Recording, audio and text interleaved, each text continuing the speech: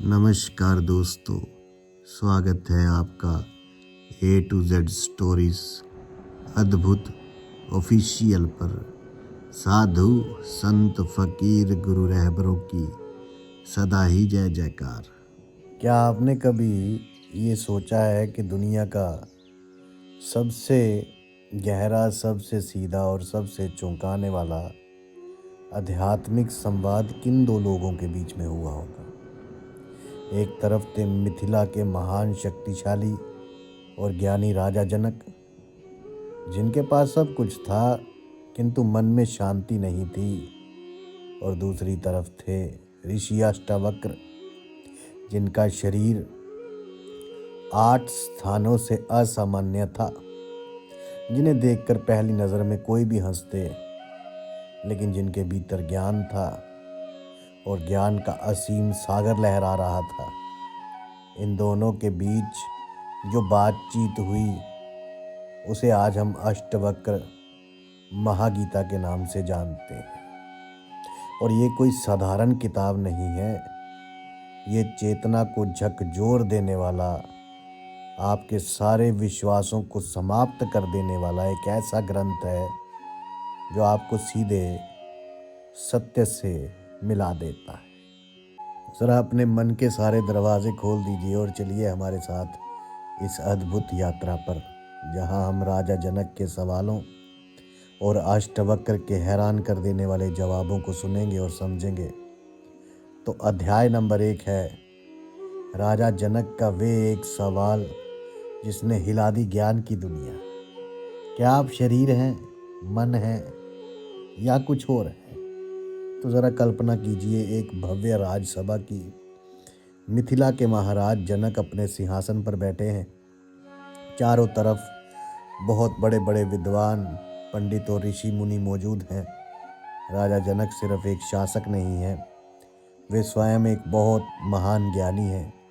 उन्होंने कई शास्त्रों का अध्ययन किया है, उनके पास धन दौलत सम्मान शक्ति सब कुछ है।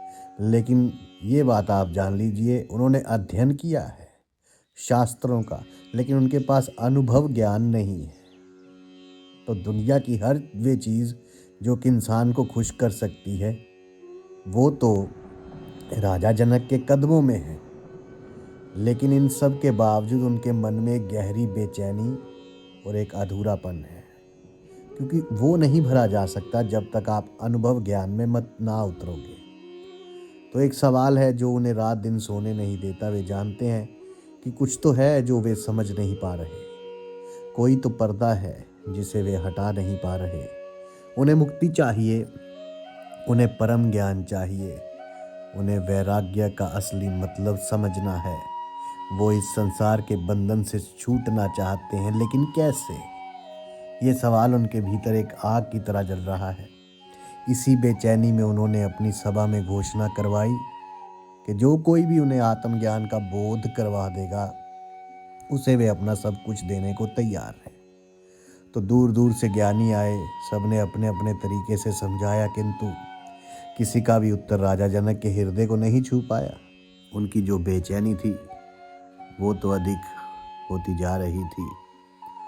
तभी उस राजसभा में एक व्यक्ति ने प्रवेश किया। उनका शरीर 8 स्थानों से असामान्य था, उनकी चाल भी अजीब थी और उनका नाम था अष्टवक्र।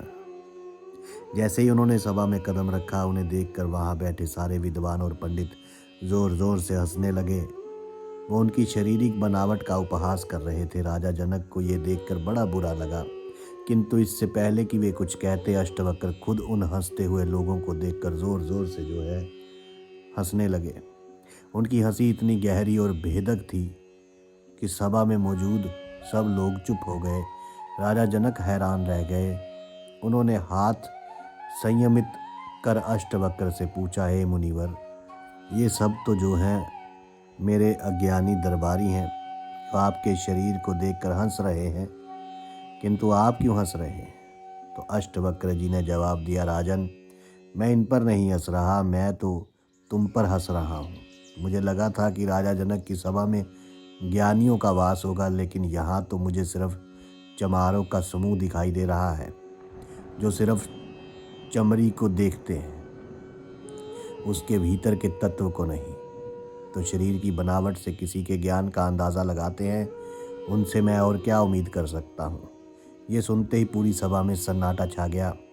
राजा जनक को अपनी गलती का एहसास हुआ। वे समझ गए कि जिस ज्ञान की उन्हें तलाश है वे इसी विलक्षण व्यक्ति के पास है।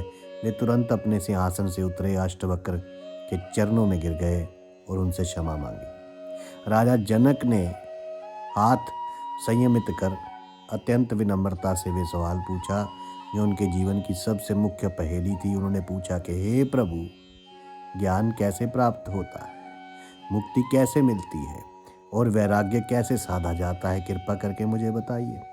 और ये सवाल कोई साधारण नहीं था। ये एक ऐसे व्यक्ति का सवाल था जो दुनिया के शिखर पर बैठकर भी खुद को अधूरा महसूस कर रहा था।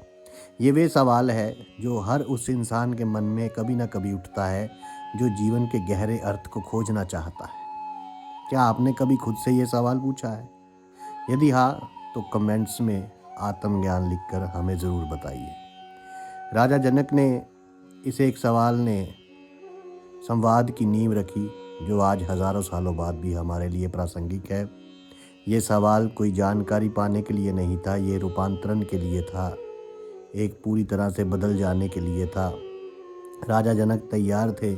उन्होंने अपना अहंकार, अपना पद, अपना ज्ञान सब कुछ अष्टवक्र के चरणों में रख दिया और एक शिष्य की तरह सुनने को तैयार थे। वे जानना चाहते थे कि आखिर वे कौन है, ये शरीर, ये मन, ये विचार या कुछ और। उनकी इसी गहरी प्यास और विनम्रता ने अष्टवक्र जी को बोलने पर मजबूर कर दिया। और अष्टवक्र जी ने जो पहला जवाब दिया वे किसी धमाके से कम नहीं था। उन्होंने कोई लंबी चौड़ी भूमिका नहीं बांधी, कोई कहानी नहीं सुनाई। उन्होंने सीधे सत्य पर प्रहार किया। वो क्या था उनका पहला जवाब, ज़रा ध्यान से सुनिए। अष्टवक्र जी का पहला और सबसे गहरा जवाब, आप वो नहीं हो जो आप देखते हैं, आप वो हैं जो देख रहा है।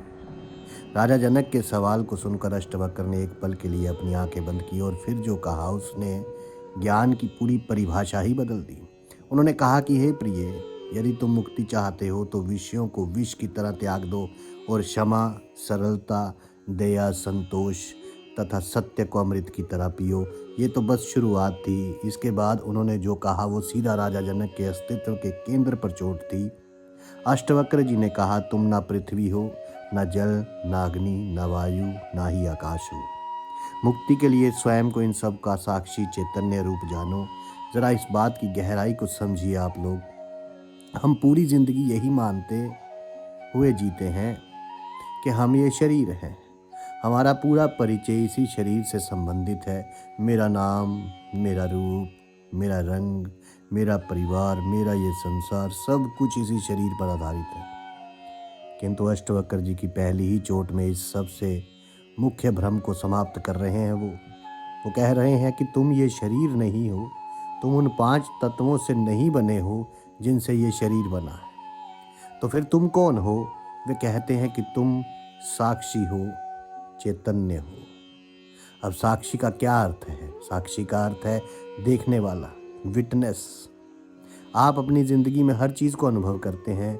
आप सुख को अनुभव करते हैं, दुख को अनुभव करते हैं। आप विचारों को आते जाते देखते हैं, आप भावनाओं को महसूस करते हैं। गुस्सा आता है, शांत हो जाता है, खुशी आती है, चली जाती है। शरीर जवान होता है, फिर बूढ़ा हो जाता है। ये सब कुछ बदल रहा है। Nothing is permanent here. हर पल बदल रहा है। लेकिन इन सब के पीछे कोई एक है जो इस सारे बदलाव को देख रहा है, जो इन सारे अनुभवों का अनुभव कर रहा है और वे कभी नहीं बदलता। वही है साक्षी। इसे एक उदाहरण से समझिए। आप एक मूवी देखने सिनेमा हॉल में जाते हैं, पर्दे पर एक कहानी चल रही है, उसमें ड्रामा है, एक्शन है, कॉमेडी है, दुख है। आप फिल्म देखकर हंसते हैं, रोते हैं, डरते हैं, लेकिन क्या आप वे फिल्म बन जाते हैं क्या? नहीं। आप जानते हैं कि आप कुर्सी पर बैठे दर्शक हैं और ये सब कुछ पर्दे पर हो रहा है।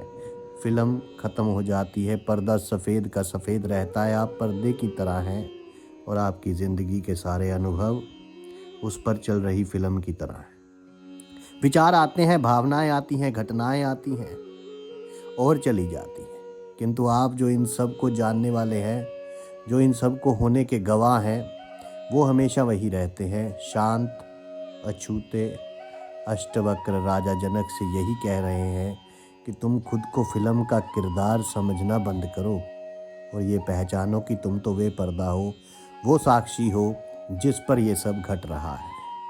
अष्टवक्र जी आगे कहते हैं, यदि तुम स्वयं को इस शरीर से अलग करके चेतना में विश्राम करो तो तुम इसी क्षण सुखी, शांत और बंधन मुक्त हो जाओगे। ये कितनी विशाल और क्रांतिकारी बात है। मुक्ति किसी भविष्य में पाने वाली चीज़ नहीं, बल्कि शांति किसी पूजा पाठ या तीर्थ यात्रा से मिलने वाली चीज़ नहीं, वो तो यही है, इसी क्षण में मौजूद है। बस एक छोटी सी समझ बदलनी है। हमें अपनी पहचान शरीर से हटाकर उस चेतना, उस साक्षी भाव पर ले जानी है। जैसे ही आप जो है ये करते हैं, आप मुक्त हो जाते हैं। क्यों? क्योंकि दुख किसको होता है? शरीर को। अपमान किसको होता है? इस शरीर से संबंधित नाम और पद का। डर किसको लगता है? इस शरीर के खत्म हो जाने का। किंतु जब आप जानते हैं कि आप ये शरीर है ही नहीं, तो फिर दुख, अपमान और डर आपको कैसे छू सकता है? आप तो वे शाश्वत चेतना है जो ना कभी पैदा हुई और ना कभी मरेगी। ये एहसास ही मुक्ति है। ये कोई करने की चीज़ नहीं है, ये सिर्फ जानने की, बोध करने की चीज़ है। क्या आप कभी इस तरह से खुद को देखने की कोशिश करते हैं? कभी अपने विचारों को बस दूर से अवलोकन करने की कोशिश करते हैं? जैसे वे आपके नहीं, बस आकाश में तैरते बादल हैं। उस पल जो शांति महसूस होगी वही साक्षी भाव की एक झलक है। अष्टवक्र जी कहते हैं कि तुम किसी जाति या वर्ण के नहीं हो, तुम ब्राह्मण, क्षत्रिय, वैश्य या शूद्र नहीं हो, तुम किसी आश्रम यानी ब्रह्मचर्य, गृहस्थ, वानप्रस्थ या संन्यास में भी नहीं हो। ये सब शरीर और समाज के दिए हुए लेबल हैं। तुम इन सब से परे हो, तुम असंग हो, निराकार हो, इस दुनिया के देखने वाले हो। बस इसी बोध में सुख से रहो। इस एक सूत्र में उन्होंने समाज के बनाए सारे बंधनों को काट दिया। हम अपनी पहचान अपनी जाति से, अपने काम से, अपनी उम्र से, अपनी भूमिकाओं से बनाते हैं। मैं एक पिता हूँ, मैं एक इंजीनियर हूँ, मैं एक डॉक्टर हूँ, मैं एक लॉयर हूँ, मैं इस धर्म का हूँ। तो अष्टवक्र जी कहते हैं कि ये सब तुम्हारी असली पहचान नहीं है। ये सब तो बस वस्त्र हैं जो तुमने पहन रखे हैं।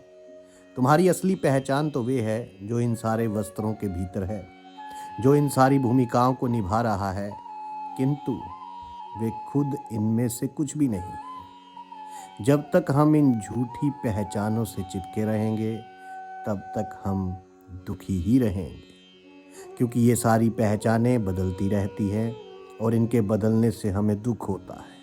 किंतु जब आप अपनी असली पहचान यानी साक्षी चेतना को जान लेते हैं, जो कभी नहीं बदलती, तो आप हमेशा के लिए शांत और सुखी हो जाते हैं। यही अष्टवक्र जी का पहला और सबसे गहरा संदेश था। उन्होंने राजा जनक को कोई विधि नहीं बताई, कोई योग या तप करने को नहीं कहा। उन्होंने बस कहा, जानो कि तुम कौन हो। और इस एक ज्ञान में ही सब कुछ समाया हुआ है। लेकिन ये जानना इतना आसान क्यों नहीं है? आखिर ऐसी कौन सी चीज़ें हैं जो हमें अपनी असली पहचान को देखने से रोकती है? इसका जवाब भी आपको अभी और आगे मिल जाएगा। देखिए, यहाँ अष्टवक्र कहते हैं कि सारे दुखों का मूल क्या है? मैं, मेरा और मुझे को धोखा। कैसे हमारा अहंकार हमें बांध कर रखता है। अष्टवक्र जी ने राजा जनक को बता तो दिया कि तुम साक्षी हो, किंतु सवाल ये उठता है कि अगर हम साक्षी ही हैं तो हमें ये महसूस क्यों नहीं होता? हम क्यों खुद को ये शरीर, ये मन, ये विचार मानते रहते हैं? कौन सी शक्ति इसे भ्रम में हमें डाली रखती है और बांध के रखती है? तो अष्टवक्र जी कहते हैं, इसका एक ही कारण है, अहंकार यानी मैं का भाव। ये मैं ही सारे दुखों का मूल है। जब आप कहते हैं मैं दुखी हूँ, तो आपने अपने साक्षी स्वरूप को दुख के साथ संबंधित कर लिया। जब आप कहते हैं मेरा अपमान हुआ, तो आपने अपने साक्षी स्वरूप को अपमान के साथ संबंधित कर लिया। ये मैं और मेरा का भाव ही वे गोंद है जो हमें इस संसार के सुख दुख से चिपका रखती है। अष्टवक्र जी कहते हैं, धर्म और अधर्म, सुख और दुख ये सब मन के विषय हैं, तुम्हारे नहीं। तुम ना करने वाले हो ना भोगने वाले हो, तुम तो सदा से मुक्त ही हो। ज़रा सोचिए, हमारे जीवन का सारा संघर्ष आखिर किस लिए है? कि मैं सफल हो जाऊं, मुझे सम्मान मिले, मेरा परिवार खुश रहे, मेरे पास बहुत सारा पैसा हो। अरे ये सारी कहानी मैं और मेरे के इर्द गिर्द ही घूमती है, और यही अहंकार का खेल है। अहंकार आखिर क्या है? ये एक झूठा केंद्र है जिसे हमने अपने भीतर बना लिया है। ये विचारों, विश्वासों, यादों, भावनाओं और शरीर की पहचान का एक गट्ठर है। हमने इस गट्ठर का नाम मैं रख दिया है, और फिर हम इस झूठे मैं को बचाने और विशाल करने में अपनी पूरी ज़िंदगी लगा देते हैं। कोई हमारी आलोचना करता है तो हमें दुख होता है, क्योंकि हमारे इस झूठे में जो मैं है उसको चोट लगती है। कोई हमारी तारीफ़ करता है तो हम खुश होते हैं, क्योंकि हमारा ये झूठा मैं जो है वो पोषित होता है। अष्टवक्र जी कहते हैं कि तुम ये विचारों का गट्ठर नहीं हो, तुम तो वे हो जो इन विचारों को भी देख रहा है। तुम करता नहीं हो, तुम करने वाले नहीं हो, तुम भोगता भी नहीं हो, तुम भोगने वाले भी नहीं हो। अरे तुम तो बस एक शुद्ध चेतना हो जिसमें ये सब हो रहा है। अहंकार का सबसे मुख्य धोखा यही है कि वे हमें कर्ता होने का भ्रम देता है। हमें लगता है कि मैंने ये काम किया, मैंने सफलता हासिल की, अरे मेरी वजह से ये हुआ। जब हम सफलता का श्रेय खुद को देते हैं तो हमें असफलता का बोझ भी खुद ही उठाना होता है। जब हमें लगता है कि मैं कर रहा हूँ तो हमें उस काम के परिणाम की चिंता भी सताती है। यदि परिणाम अच्छा आया तो अहंकार अधिक होता है, यदि बुरा आया तो दुख और निराशा होती है। तो अष्टवक्र जी इस मूल पर ही प्रहार करते हैं। वे कहते हैं, तुम एक ही संसार जो है सारे संसार में व्याप्त हो, वास्तव में तुम ही ये संसार हो। तुम शुद्ध चैतन्य स्वरूप हो, छोटेपन की भावना में मत फंसो। वे कह रहे हैं तुम बहुत विशाल हो, बड़े विराट हो, तुम छोटेपन की भावना में क्यों फंसे हुए हो? वे कह रहे हैं कि ये मानना कि मैं एक छोटा सा व्यक्ति हूँ जो कुछ कर रहा है, यही सबसे मुख्य जो है अज्ञान है। सच्चाई तो ये है कि तुम वे अनंत चेतना हो जिसमें ये सारा ब्रह्मांड घटित हो रहा है। जब ये बोध हो जाता है तो कर्ता का भाव गिर जाता है। फिर कर्म तो होते हैं, किंतु मैं कर रहा हूँ ये भाव नहीं होता। कर्म एक प्राकृतिक प्रवाह की तरह होते हैं, जैसे नदी बहती है या हवा चलती है। नदी ये सोच कर नहीं बहती कि मैं बह रही हूँ, वे बस बहती है। इसी तरह ज्ञानी पुरुष से कर्म होते हैं, पर वे उसका कर्ता नहीं बनता। अहंकार का सर्प हमें कैसे डसता है, इसे अष्टवक्र जी एक अद्भुत तरीके से समझाते हैं। वे कहते हैं, मैं करता हूँ, ऐसा अहंकार रूपी काला सर्प से दंशित होकर मैं करता नहीं हूँ। ऐसे विश्वास रूपी अमृत को पीकर सुखी हो जाओ। ये एक बड़ा ही शक्तिशाली सूत्र है। हम सब में मैं ये हूँ, मैं वे हूँ कि अहंकार से ग्रस्त हैं हम लोग। ये एक जहर की तरह है जो हमें भीतर ही भीतर जलाता रहता है। इसका इलाज क्या है? इसका अमृत है ये विश्वास कि मैं करता नहीं हूँ, मैं तो केवल साक्षी हूँ। जिस क्षण आप इस विश्वास में स्थिर हो जाते हैं, उसी क्षण आप सुखी हो जाते हैं। ये अहंकार ही हमें बांधता है। जब तक मैं है तब तक बंधन है। जिस क्षण मैं विसर्जित हो जाता है उसी क्षण मुक्ति है। तो सवाल ये है कि इस अहंकार से कैसे छुटकारा पाया जाए? क्या इसे मुकाबला करके ख़त्म किया जा सकता है? तो अष्टवक्र कहते हैं, नहीं, अहंकार से मुकाबला नहीं किया जा सकता, क्योंकि मुकाबला करने वाला भी अहंकार ही होगा। इसे सिर्फ समझा जा सकता है, इसे सिर्फ देखा जा सकता है। जब आप अपने अहंकार के खेल को, अपने मैं और मेरे के पैटर्न को बिना किसी जजमेंट के देखना शुरू करते हैं, तो धीरे धीरे उसकी जो थाम है ढीली होने लगती है। जैसे प्रकाश के आने से अंधेरा अपने आप गायब हो जाता है, वैसे ही साक्षी के प्रकाश में अहंकार का अंधेरा टिक नहीं पाता। यही मुक्ति का असली मार्ग है। पर क्या मुक्ति कोई ऐसी चीज है जिसे हमें पाना है, या वे हमारा स्वभाव ही है? इस गहरे सवाल का जवाब हमें आगे मिलेगा और अभी मिलेगा।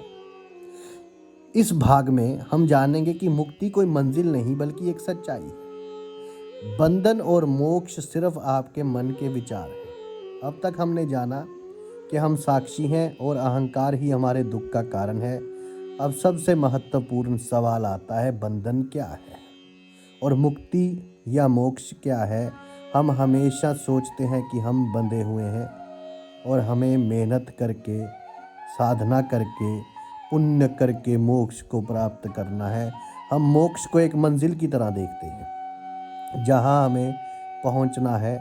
अष्टवक्र जी इस पूरी धारणा को ही पूरे तरीके से हटा देते हैं। वे एक ऐसा क्रांतिकारी सत्य बताते हैं जिसे सुनकर राजा जनक भी चौंक गए होंगे। अष्टवक्र जी कहते हैं, बंधन तब है जब मन किसी चीज़ की इच्छा करता है, किसी चीज़ पर शौक करता है, किसी चीज़ को त्यागता है, किसी चीज़ को ग्रहण करता है, किसी चीज़ पर प्रसन्न होता है या किसी चीज़ पर क्रोधित होता है। ध्यान दीजिए इस बात पर, वे ये नहीं कह रहे कि संसार में बंधन है। वे कह रहे हैं बंधन मन में है। ये मन की आदत है चीज़ों से चिपकने की और चीज़ों से दूर भागने की। यही राग और द्वेष, पसंद और नापसंद का खेल ही बंधन है। फिर मुक्ति क्या है? अष्टवक्र कहते हैं, मुक्ति तब है जब मन ना इच्छा करता है, ना शोक करता है, ना त्यागता है, ना ग्रहण करता है, ना प्रसन्न होता है, ना ही क्रोधित होता है। यानी जब मन इन द्वंद्वों से, इन उतार चढ़ावों से परे हो जाता है, जब वे किसी चीज़ से प्रभावित नहीं होता, बस शांत रहता है, वही मुक्ति है। ये कोई दूसरी दुनिया में जाने की घटना नहीं है, ये इसी दुनिया में रहते हुए मन की एक अवस्था है। आप महल में रहें या जंगल में, यदि आपका मन शांत है, इच्छा रहित है, तो आप मुक्त हैं। और यदि आप जंगल में भी बैठे हैं और मन में हजारों इच्छाएं और चिंताएं चल रही हैं, तो आप बंधे हुए हैं। इसलिए बंधन और मोक्ष बाहर की परिस्थितियों पर नहीं बल्कि मन की आंतरिक अवस्था पर निर्भर करते हैं। ये एक बहुत विशाल राहत की बात है। इसका मतलब है कि हमें अपनी मुक्ति के लिए कहीं जाने की आवश्यकता नहीं है, कुछ बनने की ज़रूरत नहीं है। हमें बस अपने मन को समझना है। और फिर अष्टवक्र जी सबसे मुख्य रहस्य को खोलते हैं। वे कहते हैं, हे पुत्र, तुम वास्तव में कभी बंधे हुए थे ही नहीं। तुम तो सदा से मुक्त और अद्वैत हो। ये भ्रम कि मैं बंधा हुआ हूँ तुम्हें बांधे हुए। जैसे ही ये भ्रम मिटता है, तुम पाते हो कि तुम तो हमेशा से ही मुक्त थे। और इसे आप एक कहानी से समझिए। एक शेर का बच्चा पैदा होते ही अपनी माँ से बिछड़ गया और बकरियों के झुंड में पलने बढ़ने लगा। वो बकरियों के साथ रहते रहते खुद को बकरी ही समझने लगा। वो उन्हीं की तरह ही मिमियाता, उन्हीं की तरह घास खाता। वो अपनी शक्ति, अपनी गर्जना सब कुछ भूल चुका था। एक दिन एक बूढ़े शेर ने उसे देखा और हैरान रह गया। वो उसे थाम कर नदी के किनारे ले गया और पानी में उसकी परछाई दिखाई उसको। उसने कहा, देखो तुम बकरी नहीं, तुम मेरी तरह शेर हो। और फिर उस बूढ़े शेर ने एक जोर की गर्जना की। उसकी गर्जना सुनकर उस बच्चे के भीतर का सोया हुआ शेर भी जाग गया और उसने भी गर्जना करने की कोशिश की। जिस क्षण उसने अपनी असली पहचान को पहचाना, वो मुक्त हो गया। क्या उसे कुछ पाना हुआ? क्या उसे शेर बनना हुआ? नहीं, वे तो शेर था ही, बस इस बात को भूल गया था। यही हमारी स्थिति है। हम वे अनंत शक्तिशाली मुक्त आत्मा है जो खुद को एक बकरी, एक छोटा सा कमजोर इंसान समझ बैठी। गुरु या शास्त्र हमें बस हमारी परछाई दिखाते हैं और याद दिलाते हैं कि तुम वो नहीं हो जो तुम खुद को समझ रहे हो। तुम तो ब्रह्म हो, तुम मुक्त हो। ये विचार कि मैं बंधा हुआ हूँ ही सबसे मुख्य बंधन है, और ये विचार कि मैं मुक्त हूँ ही सबसे बड़ी मुक्ति है। ये सिर्फ विचारों का खेल है। अष्टवक्र जी कहते हैं, तुम देह नहीं हो, तुम साक्षी हो। ये जानकर ही तुम कैवल्य को, परम पद जो है उसको उपलब्ध हो जाते हो। और ये कोई लंबी प्रक्रिया नहीं है, ये एक पल में घटने वाली घटना है, एक समझ का विस्फोट है। जिस पल आपको ये बोध हो जाता है कि मैं ये शरीर नहीं बल्कि इसको जानने वाला हूँ, उसी पल सारा खेल खत्म हो जाता है। आप संसार में रहते हैं, काम करते हैं, किंतु भीतर से आप जानते हैं कि आप इससे अछूते हैं। आपको ना कुछ पाने का मोह रहता है, ना कुछ खोने का डर रहता है। यही जीवन मुक्ति है, जीते जी मुक्ति। तो आपको मुक्ति के लिए मरना नहीं है, आपको अपने झूठे मैं के लिए मरना है, अपने अज्ञान के लिए मरना है। और जिस क्षण ये अज्ञान मरता है, आप पाते हैं कि आप तो अमर हैं, आप तो नित्य मुक्त हैं। किंतु यदि हम मुक्त हैं और ये दुनिया बस एक भ्रम है, तो फिर ये इतनी असली क्यों लगती है? इस दुनिया की प्रकृति क्या है? क्या ये सच है या सपना? इस गहरे सवाल पर अष्टवक्र जी जो है वे प्रकाश डालते हैं, वे हमारे होश हैरान कर देगा। तो यही तो सवाल है कि ये दुनिया एक सपना है और आप इसके दर्शक हैं। सत्य क्या है और भ्रम क्या है, इसे कैसे जाने? राजा जनक को ये तो समझ आ गया कि वे साक्षी हैं और बंधन सिर्फ एक विचार है। किंतु अब एक और गहरा सवाल खड़ा होता है, यदि मैं साक्षी हूँ तो ये जो दुनिया मुझे दिखाई दे रही है ये क्या है? ये पर्वत, ये नदियाँ, ये लोग, ये सुख दुख, ये सब इतना वास्तविक क्यों लगता है? क्या ये सब सच में है? क्या यही सब सत्य है? इस पर अष्टवक्र जी जो कहते हैं वे अद्वैत वेदांत का सार है। वे कहते हैं ये विश्व तुम्हारे द्वारा ही कल्पित है, जैसे एक रस्सी में सांप का भ्रम हो जाता है। तुम आनंद हो, परमानंद हो, तुम शुद्ध चैतन्य हो, सुख पूर्वक रहो। ये एक बहुत ही प्रसिद्ध उदाहरण है। अंधेरे में ज़मीन पर रखी एक रस्सी को देखकर हम डर जाते हैं, हमें लगता है कि वहाँ सांप है। हमारे दिल की धड़कन अधिक हो जाती है, हमें पसीना आने लगता है, सांप का सारा अनुभव बिल्कुल वास्तविक हो जाता है। किंतु क्या वहाँ सच में सांप है? नहीं, वहाँ तो बस रस्सी है। जैसे ही प्रकाश आता है, हमारा सांप का भ्रम गायब हो जाता है और हमें रस्सी दिखाई देने लगती है। अष्टवक्र जी कहते हैं कि ये पूरी दुनिया उसी सांप की तरह है। ये दिखाई देती है, अनुभव होती है, बिल्कुल वास्तविक लगती है, किंतु ये परम सत्य नहीं। परम सत्य तो वे रस्सी है, यानी तुम, वे शुद्ध चेतना, वो ब्रह्म जिस पर यह दुनिया का भ्रम दिखाई दे रहा है। इसका मतलब ये नहीं है कि ये दुनिया है ही नहीं, इसका मतलब है कि ये वैसी नहीं है जैसी दिखाई देती है। जैसे आप रात में एक सपना देखते हैं, सपने में आप एक राजा हो सकते हैं या एक भिखारी, आप उनके हैं, आप किसी से मुकाबला कर सकते हैं। जब तक आप सपने में होते हैं तब तक वे सपना 100% वास्तविक लगता है। सपने में लगी चोट का दर्द भी असली लगता है, किंतु जैसे ही आपकी आँख खुलती है, आप क्या कहते हैं? आप कहते हैं, अरे वे तो बस एक स्वप्न था। और एक ही झटके में वे सारी वास्तविकता गायब हो जाती है। तो अष्टवक्र जी कह रहे हैं कि ये जो जागृत अवस्था की दुनिया है, ये भी एक लंबा सपना है। हम सब इस सपने के किरदार हैं और इसे सच मानकर जी रहे हैं। ज्ञान का अर्थ है इस सपने से जाग जाना।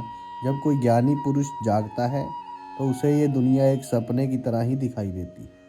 वे इसमें रहता है, अपने किरदार को निभाता है, किंतु उसे पता होता है कि ये सब एक लीला है, एक खेल है। ये परम सत्य नहीं है। परम सत्य तो वे है जो इसे सपने को देख रहा है, यानी वे साक्षी, वे चेतना। अष्टवक्र जी कहते हैं, मुझे अनंत महासागर में विश्व रूपी नाव अपने ही कर्म रूपी हवा से डोलती रहती है, पर इससे मुझ पर कोई प्रभाव नहीं होता। वे आपको आपकी असली पहचान बता रहे हैं। आप एक अनंत महासागर की तरह हैं और ये दुनिया, ये जीवन, इसमें उठने वाली लहरों या इसमें चलने वाली एक नाव की तरह है। लहरें उठती हैं, शांत हो जाती हैं, नाव आती है, चली जाती है, किंतु क्या इससे महासागर को कोई फर्क होता है? नहीं, महासागर तो वैसा का वैसा ही रहता है। इसी तरह आपके जीवन में सुख दुख की लहरें आती जाती रहती हैं, सफलता असफलता की नावें चलती रहती हैं, किंतु आप जो चेतना का अनंत महासागर है, आप इन सब से अप्रभावित रहते हैं। समस्या तब होती है जब हम खुद को महासागर ना मानकर एक छोटी सी लहर मान लेते हैं। जब हम लहर बन जाते हैं तो हमें ऊपर उठने की खुशी और नीचे गिरने का गम या दुख होता है, किंतु जब आप जानते हैं कि आप पूरा सागर हैं तो ये उठना गिरना बस एक खेल रह जाता है। क्या आप कभी खुद को इस तरह से देखने की हिम्मत कर सकते हैं कि आप एक व्यक्ति नहीं बल्कि वे अनंत चेतना है जिसमें ये सब घट रहा है? यदि हाँ, तो कमेंट्स में अनंत चेतना अवश्य लिखें। ये समझ हमें एक गहरी शांति और निर्भयता देती है। यदि ये दुनिया एक सपना है तो फिर इसमें डरने की क्या बात है? सपने में यदि आपकी मृत्यु भी हो जाए तो क्या आप सच में मर जाते हैं? नहीं, जागने पर आप खुद को बिस्तर पर सुरक्षित पाते हैं। इसी तरह इस जीवन रूपी सपने में कुछ भी हो जाए, आपकी जो असली पहचान है वो साक्षी चेतना, वो हमेशा सुरक्षित और अछूती रहती है। उसे कोई मार नहीं सकता, कोई जला नहीं सकता, कोई भिगो नहीं सकता। यही गीता का भी संदेश है। जब ये बोध गहरा हो जाता है तो इंसान हर परिस्थिति में शांत रहना सीख जाता है।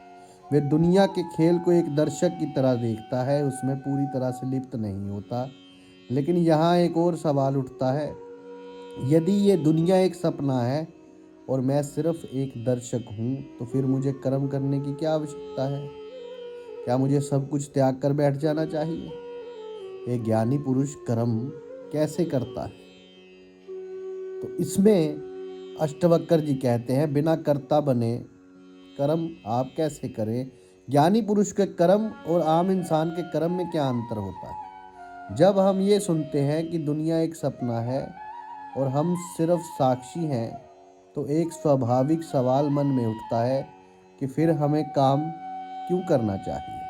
क्या हमें अपनी सारी जिम्मेदारियां त्याग देनी चाहिए?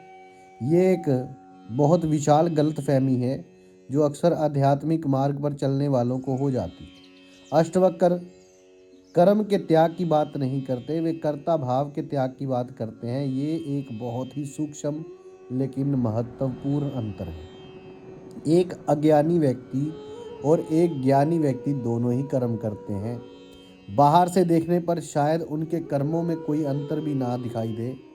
एक अज्ञानी भी दुकान चलाता है, एक ज्ञानी भी दुकान चला सकता है, किंतु दोनों की आंतरिक अवस्था में जमीन आसमान का फर्क होता है। अज्ञानी व्यक्ति मैं कर रहा हूँ के भाव से कर्म करता है।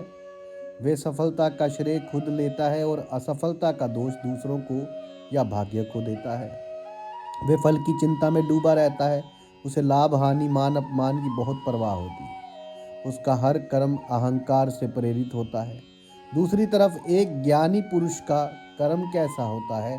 अष्टवक्र जी कहते हैं कि ज्ञानी पुरुष ये जानता है कि वे करता नहीं है, कर्म प्रकृति के गुणों के अनुसार अपने आप हो रहे हैं। वे बस एक माध्यम है, एक इंस्ट्रूमेंट है। जैसे एक बांसुरी से संगीत निकलता है, लेकिन बांसुरी ये नहीं कहती कि मैं संगीत पैदा कर रही हूँ। संगीत तो हवा के प्रवाह से पैदा हो रहा है, बांसुरी तो बस एक माध्यम है। उसी तरह ज्ञानी पुरुष से कर्म होते हैं, लेकिन वे ये नहीं मानता कि मैं कर रहा हूँ, इसलिए उसे कर्म के फल से कोई लगाव नहीं होता। सफलता मिले तो भी ठीक, असफलता मिले तो भी ठीक, मान मिले तो भी ठीक, अपमान मिले तो भी ठीक। वे हर परिस्थिति में संभव रहता है, शांत रहता है। उसके कर्मों में कोई व्यक्तिगत स्वार्थ नहीं होता। उसके कर्म सहज होते हैं, एक प्रवाह की तरह। वे तनाव में या दबाव में काम नहीं करता, बल्कि एक खेल की तरह, एक लीला की तरह अपनी भूमिका निभाता है। अष्टवक्र जी कहते हैं, जिसकी बुद्धि किसी चीज़ में आसक्त नहीं है, जो कुछ भी पाने की इच्छा नहीं रखता है, वे बस प्रारब्ध के अनुसार प्राप्त हुए कर्मों को करता है। और ऐसा करते हुए वे ना तो पुण्य से लिप्त होता है और ना ही पाप से। ये कर्म योग का सार है। आप अपना कार्य पूरी कुशलता और ईमानदारी से करते हैं, लेकिन उसके परिणाम से खुद को नहीं संबंधित करते। आप बस अपना सर्वश्रेष्ठ देते हैं और परिणाम को परमात्मा पर या प्रकृति पर अर्पित कर देते हैं। जब कर्ता का भाव ही नहीं है तो कर्म बंधन कैसे लग सकता है। पाप और पुण्य का लेखा जोखा तो अहंकार के खाते में होता है। जब अहंकार ही नहीं रहा तो खाता भी शून्य हो जाता है। ज्ञानी पुरुष के कर्म ऐसे होते हैं जैसे पानी पर लकीर खींचना। लकीर खींचती भी है और साथ साथ मिटती भी जाती है, उसका कोई निशान नहीं बचता। इसी तरह ज्ञानी कर्म तो करता है, किंतु उसके कर्मों का कोई संस्कार, कोई बंधन उसके चित्त पर नहीं बनता। ये अवस्था कैसे प्राप्त हो, इसके लिए हमने अपने हर काम को साक्षी भाव से करना सीखना होगा। जब आप कोई काम कर रहे हैं तो उसे करते हुए खुद को देखें कि हाथ काम कर रहे हैं, मन सोच रहा है, लेकिन आप इन सब से अलग इन सब को देखने वाले हैं। शुरुआत में ये मुश्किल लगेगा, लेकिन धीरे धीरे अभ्यास से ये संभव हो जाता है। आप काम भी करेंगे और भीतर से शांत और अछूते भी रहेंगे। इसे ही कर्म में अकर्म देखना कहते हैं, यानी कर्म होते हुए भी ये जानना कि मैं कुछ नहीं कर रहा। और कभी कभी जब आप कुछ नहीं कर रहे होते, चुपचाप बैठे होते हैं, तब भी मन के भीतर हजारों विचार चल रहे होते हैं। वे अकर्म में कर्म है। ज्ञानी इन दोनों को जानता है। वे जानता है कि असली कर्म या अकर्म शरीर के स्तर पर नहीं, बल्कि कर्ता भाव के होने या ना होने पर निर्भर करता है। जब आप इस रहस्य को समझ जाते हैं तो आपका पूरा जीवन ही एक पूजा, एक ध्यान बन जाता है। आपको ध्यान करने के लिए अलग से बैठने की आवश्यकता नहीं होती। आपको हर कर्म ही ध्यान पूर्ण हो जाता है। लेकिन एक व्यक्ति जो इस अवस्था को पा लेता है, वे जीता कैसे है, उसकी पहचान क्या है, वे दुनिया को कैसे देखता है, एक जीवन मुक्त पुरुष के लक्षण आखिर है क्या। ये एक बड़ा ही आकर्षक विषय है जो अभी हम जानने वाले हैं। एक आत्मज्ञानी की पहचान वो कैसे जीता है, सोचता है, कैसे वो महसूस करता है। क्या आप जन समूह में रहकर भी अकेले और शांत रह सकते हैं। राजा जनक अब ये जानने के लिए उत्सुक है कि एक ऐसा व्यक्ति जिसने आत्मज्ञान पा लिया है, जो जीवन मुक्त हो गया है, वह आम इंसानों के बीच रहता कैसे है, उसके लक्षण क्या हैं, हम उसे कैसे पहचानें। अष्टवक्र जी एक ज्ञानी पुरुष का बहुत ही सुंदर और गहरा चित्र खींचते हैं। वे किसी बाहरी वेशभूषा या कर्मकांड की बात करते ही नहीं हैं। वे ज्ञानी की आंतरिक अवस्था की बात करते हैं। वे कहते हैं, ज्ञानी पुरुष की बुद्धि ना तो संसार में आसक्त होती है और ना ही उससे विरक्त होती है। वे संसार में रहता है, किंतु संसार उसमें नहीं रहता। वे हमेशा आनंद से भरपूर और तृप्त रहता है। ये पहली और सबसे मुख्य पहचान है। एक आत्मज्ञानी संसार से भागता नहीं है, वो हिमालय की गुफा में जाकर नहीं छिपता। वे परिवार और समाज के बीच ही रहता है, लेकिन उसका दृष्टिकोण बदल जाता है। वे दुनिया की चीज़ों का उपयोग करता है, लेकिन उनसे चिपकता नहीं, उनसे आसक्त नहीं होता। उसे ना तो कुछ पाने की तीव्र इच्छा होती है और ना ही कुछ त्यागने का दंभ होता है। वे बस सहजता से जीता है। दूसरी पहचान है संभव। अष्टवक्र जी कहते हैं, ज्ञानी पुरुष के लिए सोना और मिट्टी का ढेला बराबर होता है। उसके लिए मान और अपमान एक समान है। उसके लिए मित्र और शत्रु एक जैसे हैं, क्योंकि एक बहुत ऊंची अवस्था है। हम आम लोग तो छोटी छोटी बातों से प्रभावित हो जाते हैं। किसी ने तारीफ कर दी तो लो जी खुश हो गए, किसी ने बुराई कर दी तो दुखी हो गए, किसी ने मदद की तो वे मित्र, किसी ने नुकसान पहुंचाया तो वे शत्रु। लेकिन ज्ञानी इन सब द्वंद्वों से ऊपर उठ जाता है। वे जानता है कि ये सब प्रकृति का खेल है, लोगों के अपने अपने स्वभाव और संस्कारों का परिणाम है। वे किसी भी घटना या व्यक्ति से व्यक्तिगत रूप से प्रभावित नहीं होता। उसकी आंतरिक शांति इतनी गहरी होती है कि बाहर की कोई भी लहर उसे डुबो नहीं सकती। वे शांत झील की तरह होता है। जिसमें लोग पत्थर फेंकते हैं, लहरें बनती हैं और फिर शांत हो जाती हैं, किंतु झील अपनी गहराई में हमेशा शांत रहती है। एक और महत्वपूर्ण लक्षण है कि ज्ञानी पुरुष जन समूह में रहकर भी अकेला रहता है। अष्टवक्र जी कहते हैं वे लोगों से घिरा होने पर भी स्वयं को अकेला महसूस करता है और अकेले में भी अकेला महसूस नहीं करता। इसका क्या मतलब है? इसका मतलब है कि उसकी खुशी या शांति बाहरी परिस्थितियों पर निर्भर नहीं करती। हम लोग जब अकेले होते हैं तो बड़े बोर हो जाते हैं, हमें जन समूह चाहिए, मनोरंजन चाहिए, और जब जन समूह में होते हैं तो हमें शांति चाहिए होती है। ज्ञानी इन दोनों अवस्थाओं में सहज होता है। जब वे जन समूह में होता है तो वे भीतर से अपने साक्षी भाव में स्थित रहता है, इसलिए उसे जन समूह परेशान नहीं करता, और जब वे अकेला होता है तो वे अपने ही आनंद में, अपने ही स्वरूप में डूबा रहता है, इसलिए उसे अकेलापन महसूस नहीं होता, वे आत्म तृप्ति होता है। उसे अपनी खुशी के लिए किसी बाहरी सहारे की आवश्यकता नहीं होती। ज्ञानी पुरुष बच्चों की तरह सहज और सरल होता है। उसके मन में कोई गांठ नहीं होती, कोई छल कपट नहीं होता। वे जैसा भीतर से होता है वैसा ही बाहर से व्यवहार करता है। उसे इस बात की परवाह नहीं होती कि लोग उसके बारे में क्या सोचेंगे। वे सामाजिक दिखावे और झूठी प्रतिष्ठा के बोझ से मुक्त होता है। उसका जीवन एक खुली किताब की तरह होता है। वे कभी योजनाएं नहीं बनाता कि भविष्य में क्या करना है। वे बस वर्तमान क्षण में जीता है, पूरी जागरूकता के साथ। जो भी परिस्थिति सामने आती है वे उसका सामना सहजता से करता है।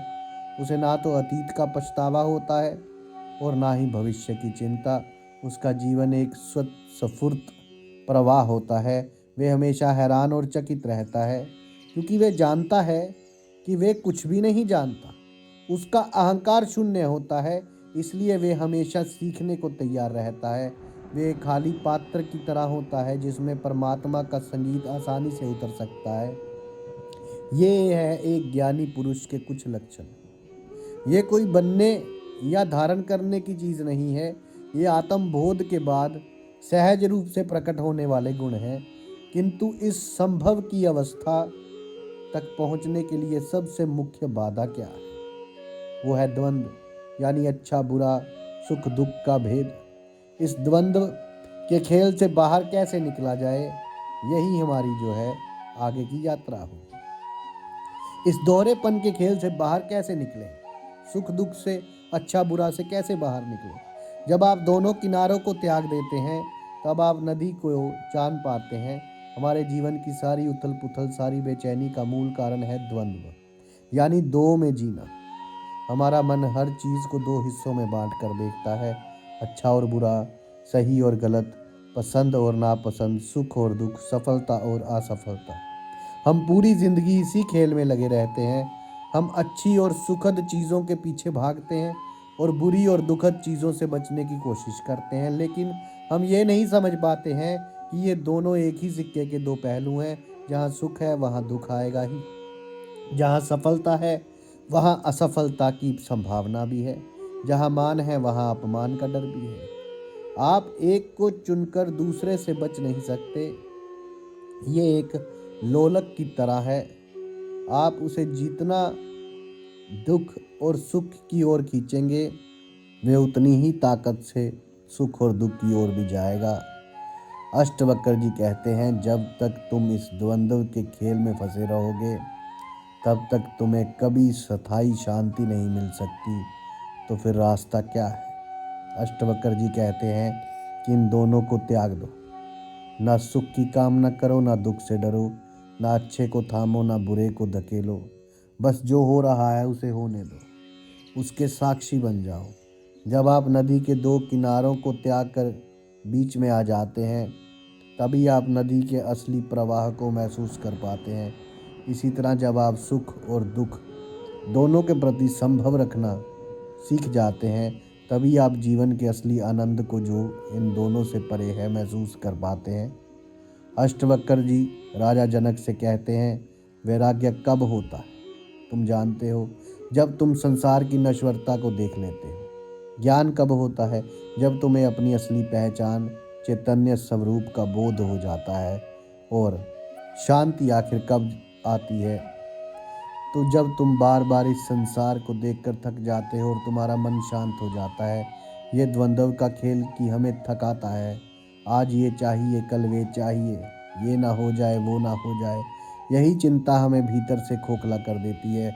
अष्टवक्र जी एक बहुत ही क्रांतिकारी बात कहते हैं। वे कहते हैं, बंधन क्या है? जब तुम्हारा मन किसी भी एक चीज में अटक जाता है, वही तो बंधन है। वे चीज अच्छी भी हो सकती है और बुरी भी। यदि आपका मन पूजा पाठ, अच्छे कर्मों और स्वर्ग पाने में ही अटक गया, तो ये भी तो एक बंधन है, भले ही ये सोने की जंजीर हो। और अगर आपका मन बुरे कर्मों में अटका है, तो वे लोहे की जंजीर है। जंजीर सोने की हो या लोहे की हो, है तो जंजीर ही। मुक्ति का मतलब है हर तरह की जंजीर से मुक्त हो जाना। ज्ञानी पुरुष ना तो पुण्य की आकांक्षा करता है और ना ही पाप से घृणा करता है। वे जानता है कि ये सब मन की खेल है, प्रकृति के गुण है। वो इन सब से परे अपने साक्षी भाव में स्थित रहता है। उसे पता है कि उसकी असली प्रकृति शुद्ध, बुद्ध और मुक्त है। उसे कुछ भी करने या ना करने से कोई फर्क नहीं होता। इस द्वंद्व से बाहर निकलने का अभ्यास कैसे करें? इसका एक ही तरीका है, जागरूकता या साक्षी भाव। जब भी आपके मन में कोई तीव्र इच्छा उठे, तो उसे पीछे भागने की बजाय बस इच्छा को देखें कि वे शरीर में कहाँ महसूस हो रही है, उससे कौन से विचार संबंधित हैं। उसे अच्छा या बुरा कहे बिना बस देखें। आप पाएंगे कि कुछ देर में वे इच्छा की लहर शांत हो जाएगी। इसी तरह जब कोई अप्रिय घटना हो और मन में दुख, क्रोध या निराशा उठे, तो उस भावना से संघर्ष करने या उसे दबाने की बजाय उसे भी बस देखें। एक वैज्ञानिक की तरह उसका अध्ययन करें।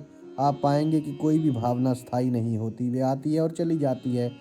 जब आप इस तरह से अपने मन के खेल को देखना सीख जाते हैं, तो धीरे धीरे आपकी थाम जो है इन द्वंद्वों पर ढीली होने लगती है। आप इनके गुलाम नहीं रहते, आप इनके मालिक बन जाते हैं। आप सुख का भी आनंद लेते हैं, पर उसमें डूबते नहीं। और आप दुख को भी स्वीकार करते हैं, पर उससे टूटते नहीं। यही सच्ची स्वतंत्रता है, यही जीवन जीने की कला है। इस अवस्था को पाने के लिए जो सबसे मुख्य साधना है, वे है वैराग्य और शांति। किंतु वैराग्य का असली मतलब क्या है और शांति को कैसे अनुभव करें, ये भी हम अभी जानेंगे आगे। कि शांति जो है खरीदी नहीं जाती, वे तो आपका स्वभाव है। मन की व्यवस्था को रोक कर परम शांति को कैसे अनुभव करें। अब हम अपनी यात्रा के अंतिम चरण की ओर जा रहे हैं। हमने ज्ञान, मुक्ति, अहंकार, कर्म और द्वंद्व के बारे में बहुत कुछ जाना। इन सब का सार क्या है? इन सब का लक्ष्य क्या है? लक्ष्य है शांति, परम शांति का अनुभव। लेकिन शांति है क्या? हम सब शांति चाहते हैं, लेकिन हम उसे गलत जगहों पर खोजते हैं। हमें लगता है कि जब हमारे पास बहुत सारा पैसा होगा तब शांति मिलेगी, जब हमारे सारे रिश्ते ठीक हो जाएंगे तब शांति मिलेगी, जब हमारी सारी समस्याएं खत्म हो जाएंगी तब शांति मिलेगी। हम शांति को एक बाहरी चीज समझते हैं जिसे हमें हासिल करना है। अष्टवक्र जी इस भ्रम को समाप्त करते हैं। वे कहते हैं, शांति तुम्हारा स्वभाव है, तुम शांति हो। शांति कोई ऐसी चीज नहीं है जिसे बाहर से लाना है, वे तो पहले से ही हमारे भीतर मौजूद है। जिस प्रकार एक शांत झील के ऊपर लहरें उठती हैं, तो हमें लगता है कि झील अशांत हो गई, लेकिन झील अपनी गहराई में हमेशा शांत रहती है। अशांति तो बस सतह पर है। इसी तरह हमारा असली स्वरूप, हमारी आत्मा, वे परम शांत हैं। अशांति तो बस हमारे मन की सतह पर विचारों और भावनाओं की लहरों के कारण है। तो हमें जो है शांति को पाना नहीं है, हमें बस उस अशांति को हटाना है जो हमने ऊपर धारण कर रखी है। और ये अशांति क्या है? यह है मन की निरंतर व्यवस्था। मन या तो अतीत की यादों में खोया रहता है या भविष्य की योजनाओं और चिंताओं में। वे कभी वर्तमान क्षण में टिकता ही नहीं है, और यही सारी बेचैनी का मूल है। अष्टवक्र जी कहते हैं, शांत हो जाओ और तुम अपने स्वरूप में स्थिर हो जाओगे। स्थित हो जाओगे। इसके लिए जो साधन है वे है वैराग्य। वैराग्य का मतलब वस्त्र बदलकर जंगल जाना नहीं है। वैराग्य का असली मतलब है मन की आसक्ति को त्यागना।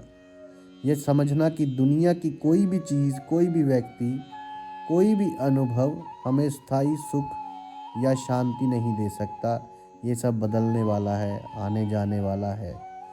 जब ये समझ गहरी हो जाती है तो मन अपने आप बाहरी चीज़ों से विमुख होकर अपने स्रोत की ओर, अपने भीतर की ओर मुड़ने लगता है। इसी को वैराग्य कहते हैं। ये कोई ज़बरदस्ती करने वाली चीज़ नहीं है, ये गहरी समझ से अपने आप होता है। अष्टवक्र जी कहते हैं, जिसने ये जान लिया कि संसार दुखों से भरा है, वही सच्चा त्यागी है, वही सच्चा योगी है। जब आपको ये साफ साफ दिखने लगे कि संसार की हर चीज़ में दुख छिपा है क्योंकि वे अनित्य है, तो आपका मन अपने आप उन चीज़ों के पीछे भागना बंद कर देता है। फिर आप संसार में रहते हैं, लेकिन एक अनासक्त भाव से। इस वैराग्य से ही मन शांत होता है। जब मन की व्यस्तता रुकती है, जब विचार शांत होते हैं, तब क्या होता है? तब आप उस शांति का अनुभव करते हैं जो हमेशा से आपके भीतर थी। वे शांति जो किसी कारण पर निर्भर नहीं है, वे बिना शर्त वाली शांति है। अष्टवक्र कहते हैं, ज्ञानी पुरुष का मन तो शांत होने की चेष्टा करता है और ना ही चंचल होता है। वे शांत ही है, उसमें कोई विकल्प नहीं है। यानी एक बार जब आप अपने शांत स्वरूप को जान लेते हैं तो फिर उसे बनाए रखने के लिए कोई प्रयास नहीं करना होता। वे आपका सहज स्वभाव बन जाता है। इस शांति को अनुभव करने का एक ही तरीका है, मन को वर्तमान क्षण में लाना। जब भी आप खुद को बेचैन या अशांत पाएं, तो बस एक पल के लिए रुकें, अपनी सांसों पर ध्यान दें। देखें कि सांस अंदर आ रही है और बाहर जा रही है। अपने आसपास की आवाज़ों को सुने, बिना उन्हें अच्छा या बुरा कहें। अपने शरीर की संवेदनाओं को महसूस करें। ऐसा करने से आपका मन अतीत और भविष्य से निकलकर वर्तमान में आ जाएगा और वर्तमान क्षण में कोई समस्या नहीं होती। समस्या हमेशा अतीत की याद या भविष्य की कल्पना में होती है। जैसे ही आप वर्तमान में आते हैं, मन शांत हो जाता है। यही ध्यान की अवस्था है। अष्टवक्र जी हमें किसी जटिल विधि में नहीं उलझाते। वो कहते हैं, बस हो जाओ, कुछ करो मत, बस अपने होने में विश्राम करो। जब आप सारे प्रयास त्याग देते हैं, सारी इच्छाएं त्याग देते हैं, सारे विचार त्याग देते हैं, तब जो शेष रह जाता है वही सत्य है, वही शांति है, वही आनंद है और वही असल में आप हो। आप ही वे हैं जिसे आप खोज रहे हैं। परम सत्य का अंतिम सार जो है, अष्टवक्र गीता का सार अब और यहाँ बस होना है। पूरी अष्टवक्र गीता सुनने के बाद राजा जनक मौन हो जाते हैं। वे उस अवस्था में पहुंच जाते हैं जहां कोई सवाल नहीं बचता, क्योंकि जवाब मिल नहीं गया, बल्कि वे खुद जवाब हो गए। अष्टवक्र गीता का अंतिम और सबसे गहरा सार यही है कि तुम वही हो जिसकी तुम्हें तलाश है। हम पूरी ज़िंदगी ईश्वर को, सत्य को, आनंद को, शांति को बाहर खोजते रहते हैं। हम मंदिरों में, मस्जिदों में, किताबों में, गुरुओं में उसे खोजते हैं, लेकिन अष्टवक्र कहते हैं कि वे कहीं और नहीं, वे आपके भीतर है, वे आप ही हो। ये जो खोजने वाला है वही खोज है, साधक ही साध्य है। ये बात इतनी सरल और सीधी है कि हमारा जटिल मन इसे स्वीकार नहीं कर पाता। हमें लगता है कि सत्य कोई बहुत मुश्किल, कोई बहुत दूर की चीज़ होगी जिसे पाने के लिए बहुत कुछ करना होगा, किंतु सत्य तो सबसे निकट है, हमारी सांसों से भी ज़्यादा निकट। वे हमारा होना ही सत्य है। अष्टवक्र पूरी गीता जी में एक ही बात को अलग अलग तरीके से दोहराते हैं। वो कहते हैं, ना तुम ये शरीर हो, ना तुम ये मन हो, ना तुम ये बुद्धि हो, ना तुम ये अहंकार हो, तुम इन सब को जानने वाले, इन सब के प्रकाशक शुद्ध चैतन्य हो। ये जानना ही ज्ञान है। इस ज्ञान में स्थिर हो जाना साधु ही संत मुक्ति फकीर गुरु रहबरों की सदा ही जय जयकार। आप सबके भीतर बसे उस परमात्मा को मेरा प्रणाम स्वीकार कीजिए।